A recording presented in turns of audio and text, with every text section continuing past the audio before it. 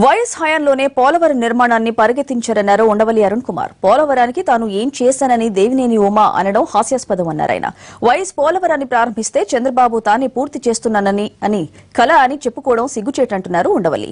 బీజేపీపై ఒత్తిడి చేసి తీసుకొచ్చాను అనడం విడ్డూరంగా ఉందన్నారు. పోలవరం నిర్వాసితులకు న్యాయం జరగలేదంటున్నారు ఉండవల్లి అరుణ్ కుమార్. పోలవరం ప్రాజెక్టు గురించి నిరంతరం నేను 10 ఏళ్లు ఎంపీగా ఉన్నప్పుడు అన్నిట్లో కూడా నా పాత్ర ఉంది.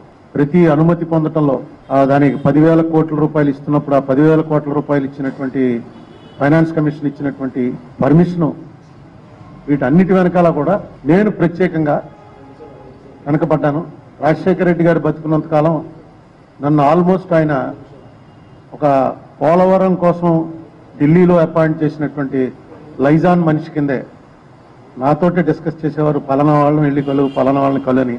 ఉమామహేశ్వరరావు గారు ఈ అరుణ్ కుమార్ అన్నవాడు అసలు పోలవరంకి ఏం చేశాడు, ఈ కాంగ్రెస్ పార్టీ వాళ్ళు ఏం చేశారు, అంత పోలవరం ఇంట్రెస్ట్ ఉంటే 2011 నుంచి 13 వరకు ఏం చేశారో చెప్పండి అని చెప్పి ఆయన ఒక ప్రశ్న వేశారు. నేను ఆయన అభినందిస్తున్నాను. ఇంతకాలానికైనా నేను 3 ఏళ్ల నుంచి గింజుకుంటుంటే ఇంతకాలానికైనా మీరు ఒక చర్చ లేవనెత్తారు, ఒక క్వశ్చన్ వేశారు. నేను పోలవరంకి ఏమీ చేయలేదన్నారు, రాజశేఖర రెడ్డి ఏమీ చేయలేదన్నారు. కాంగ్రెస్ వాళ్ళు రామచంద్రరావు ఏం చేశాడు, వైఎస్ఆర్సీపీ విజయసాయి రెడ్డి ఏం చేశాడు అని వాళ్ళిద్దరితో నన్ను కూడా కలిపి ఈ ఉండవల్లి అరుణ్ కుమార్ ఏం చేశాడు, వీళ్ళు చేసింది శూన్యం, మేమే వచ్చి మొదలు పెట్టామని వారు చెప్పారు. ఇప్పుడు ఒక గవర్నమెంట్ మొదలెట్టింది, రెండో గవర్నమెంట్ టైంలో పూర్తి అవ్వచ్చు.